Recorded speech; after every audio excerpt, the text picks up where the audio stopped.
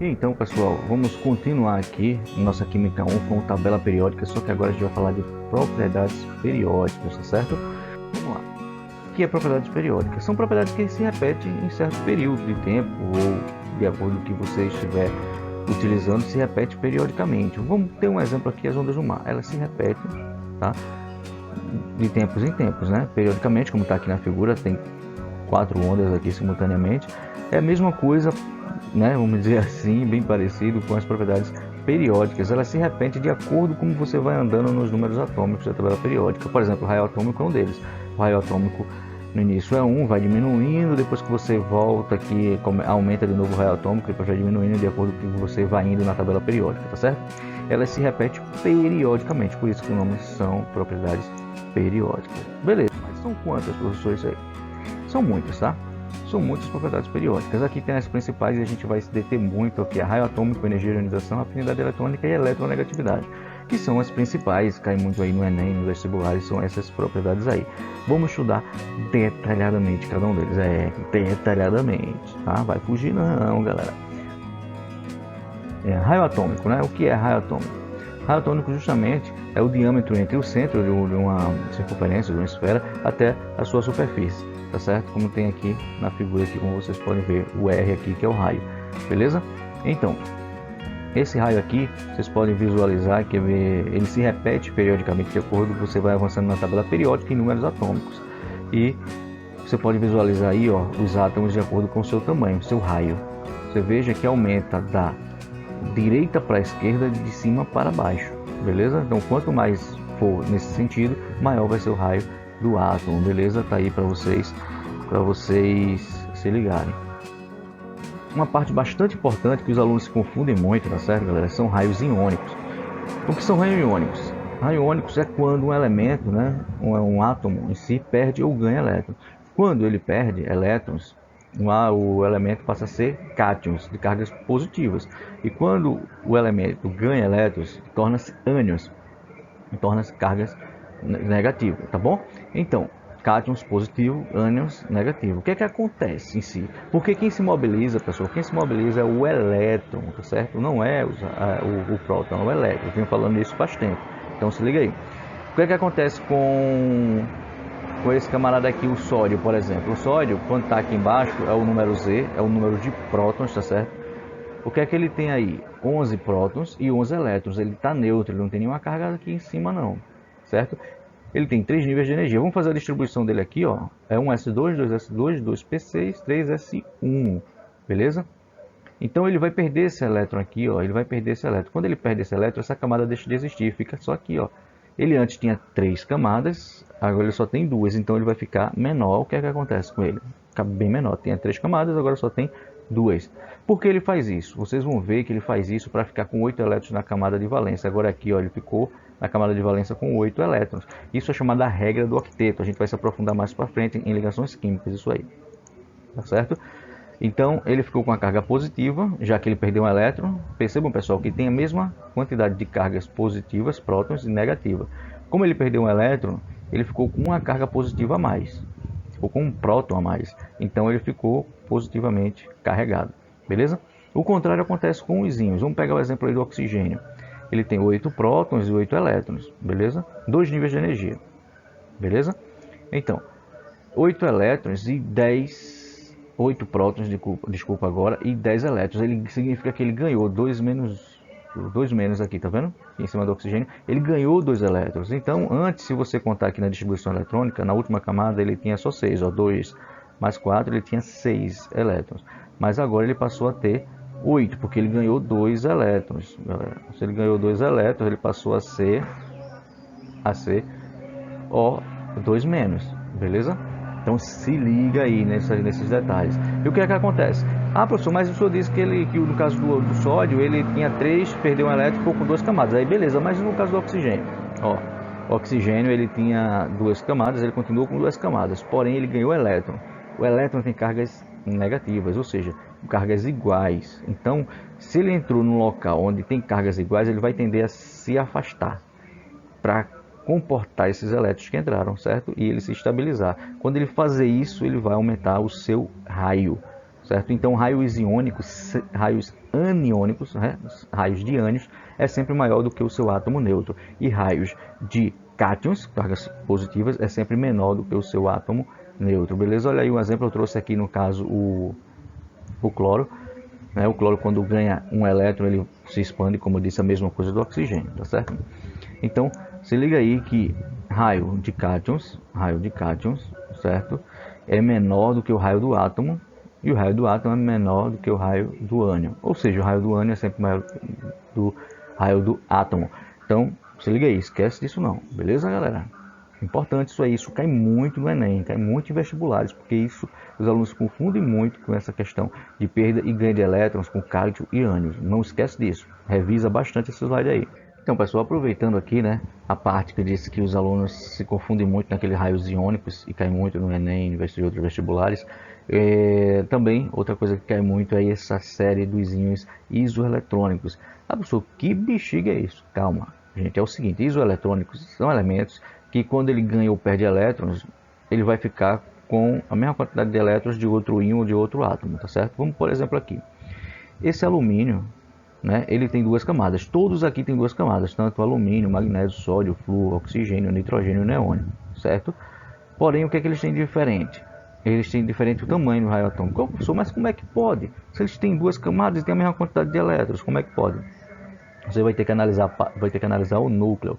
Veja bem, nesse caso aqui, o alumínio, ele perdeu 3 elétrons. Ele perdeu 3 elétrons e ficou com duas camadas. Ficou com, no caso aqui, com 1, 2, 3, 4, 5, 6, 7, 8, 9, 10 elétrons. Tá?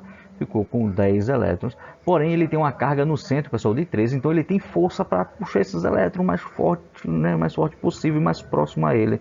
Tá certo? Ele tem uma carga de 13, uma carga muito maior do que, por exemplo, o magnésio, que tem uma carga aqui no meio, tá? Ficou com uma carga de 12, com 10 elétrons, mas com a carga de 12. Então ele vai atrair os elétrons, mas não tão forte como o alumínio, certo? Mesma coisa acontece com o sódio, né? Entre o sódio e o magnésio. O sódio ele tem 11 prótons, tem 11 de cargas positivas e 10 elétrons. Então ele vai ter uma carga lá efetiva mais fraca do que esses dois que eu falei anteriormente, e consequentemente ele não vai puxar tanto os elétrons, vai ter força para comprimir tanto os elétrons, assim, tendo assim um raio bem maior. Isso acontece com os outros, né?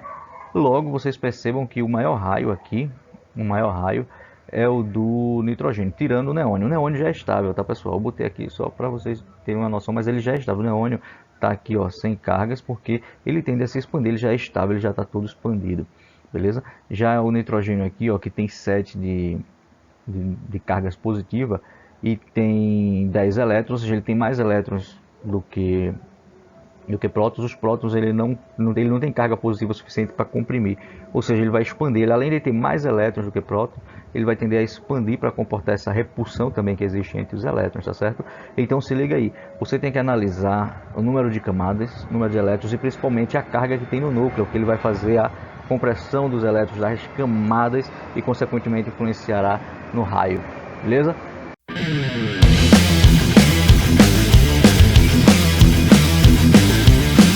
A outra propriedade química bastante importante é a energia de ionização, também conhecido como potencial de ionização, tá certo? Mas que nada é isso, professor. É a energia absorvida pelo elemento quando ele perde um elétron, tá? No estado gasoso.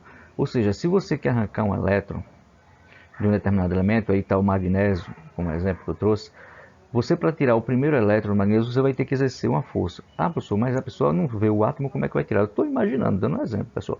A gente tira elétrons de um determinado material através de processo fotoelétrico, incidindo radiação ou algum tipo de energia para retirar esse elétron do átomo, tá? Mas, a grosso modo, para a gente entender, está aqui. Imagine esse garoto como sempre processo físico-químico de retirada de elétrons. Ele vai exercer uma força para tirar esse elétron desse átomo, tá certo? Essa energia que ele vai utilizar é chamada de energia de ionização. Para você tirar um elétron, o primeiro elétron é chamada de primeira energia de ionização. Se você quiser tirar o segundo elétron, perceba que na figura ele já vai ter que colocar mais força. Por quê?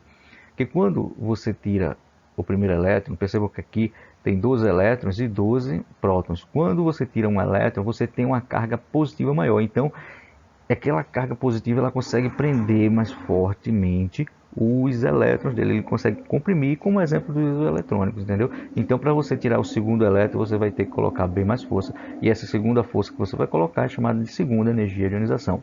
Existem elementos que têm terceira, que pode perder 3 elétrons, quarto elétrons, quarta energia de ionização, mas a quarta energia de ionização você vai ter que gastar muita energia, é quase impossível tirar esse elétron.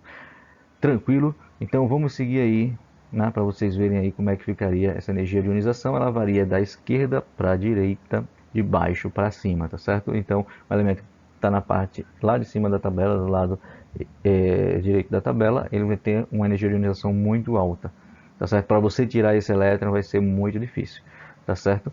E faz sentido, né? Por exemplo, o flúor que está aqui, ele vai estar aqui, o flúor não está aqui aparecendo, mas ele vai estar aqui. Ele quer receber, ele não quer perder. Então, para você tirar esse elétron dele, você vai ter que botar muita força para tirar, tá certo? Ele quer receber. Então, se ele quer receber, ele vai ter o flúor no caso, ele quer ganhar elétrons, né? E não perder. Então, no caso aqui, é a afinidade eletrônica, certo? Ele tem uma afinidade eletrônica alta, ele está querendo receber. Ah, professor, mas como? Se é para perder, ele tem uma alta energia, varia da mesma forma para ganhar o elétron? É, porque aí a gente está tratando com energias absorvidas e energias liberadas. A energia de ionização é a energia que o elemento absorve para liberar aquele elétron, tá? Para você retirar aquele elétron. No caso do flúor, você não consegue tirar facilmente, tá certo? Mas se você dá um elétron a ele, ele vai liberar energia. Ele não vai liberar o elétron, ele libera a energia, ele vai ficar estável. Quando um elemento está estável, ele vai ficar numa situação de menor energia possível. Ou seja, ele está instável com 7 elétrons na camada de valência. Quando ele ganha um elétron, ele se estabiliza. Quanto mais estável, menos energia o elemento vai ter. Então, para onde é que foi essa energia excedente? Foi liberado, certo? Então, aí, a afinidade eletrônica é um processo exotérmico. Energia de ionização é um processo endotérmico. Beleza? Vamos lá. Outra bastante importante, tá certo? Talvez a mais importante esteja aí na eletronegatividade. E o professor, que bexiga a eletronegatividade?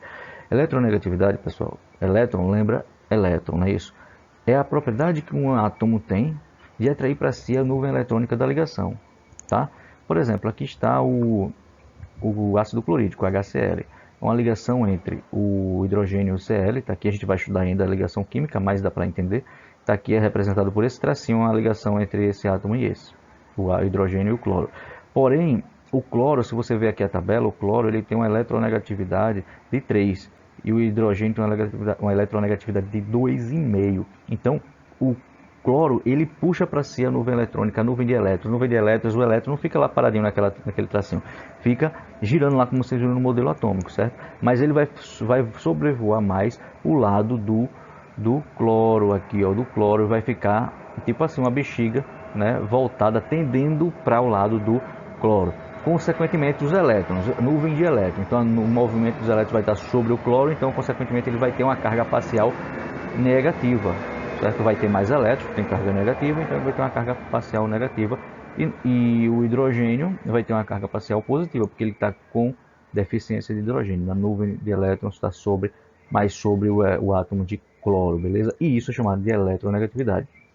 Ah, professor, mas o que é isso importante? Isso é muito importante nas interações intermoleculares.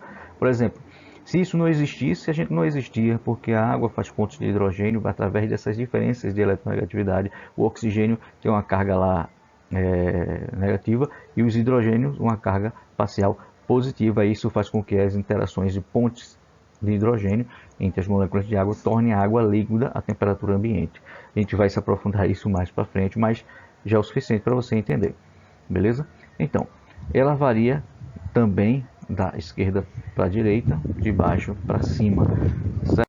Isso aí, pessoal, vocês vão pegar com a prática nas questões, tá? A gente vai relembrando, a gente vai colocando aqui, eu vou fazer algumas questões com vocês e aí vai conseguir aprender isso aí. Se a eletronegatividade é a propriedade de atrair a nuvem eletrônica, a eletropositividade é o contrário, tá? Também chamado de caráter metálico. É a capacidade do elemento tem de ceder essa nuvem eletrônica, né? Pode levar essa nuvem eletrônica, pode atrair essa nuvem eletrônica. Eu deixo. Já a eletronegatividade é eu quero a nuvem eletrônica, eu estou atraindo, entendeu? Beleza?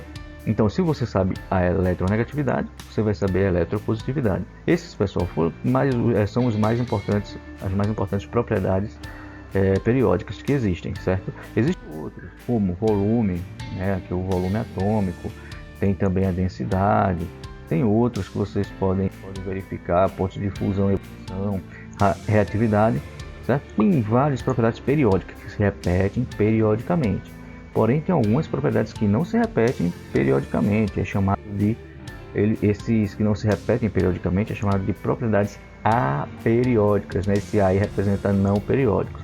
Não se repetem, né? Como a massa atômica, a massa vai aumentando, ela não desce nem começa a aumentar de novo, não desce nem começa a aumentar de novo, como a gente viu nos outros gráficos. Ela vai só aumentando de acordo com o número atômico, beleza? E acontece isso também com calor específico, dureza, índice de refração, de visibilidade, entre outros aspectos, entre outras propriedades dos elementos que não varia de acordo com a tabela periódica. São propriedades, mais uma vez, aperiódicas. Se liga lá nas questões, tem umas pegadinhas que colocam, fala da tabela periódica e depois te pergunta o que é propriedades aperiódicas. Você lá no aperreio, fazendo rapidamente a prova, você vai e termina se confundindo, caindo na questão, na casquinha de banana que eles colocaram lá para vocês. Então, se liga nisso aí, beleza? Então é isso, pessoal. A gente termina por aqui o nosso conteúdo de tabela periódica. Lembra que a gente já viu, destrinchou na primeira aula, na aula 1 de tabela periódica, toda a tabela periódica, né, as divisões dela, como é que se utiliza na distribuição eletrônica. E aqui as propriedades periódicas que existem, né? Se lembra aí, ó, a primeira propriedade, raio atômico, que a gente também tem raio iônico. Depois vem energia de ionização, que é para retirar o elétron. Afinidade eletrônica, a energia liberada quando o elemento recebe o elétron. Tá? Eletronegatividade, a capacidade do elemento atrair para si a nuvem eletrônica da ligação química. E entre outros, eletropositividade, raio atômico, né? pontos de ebulição e fusão, como vocês viram. Mas eu aqui espero que vocês tenham entendido a aula. Foi com bastante detalhe, foi com bastante carinho feito para vocês, tá? Então, espero que vocês estudem e até o próximo vídeo. Tchau!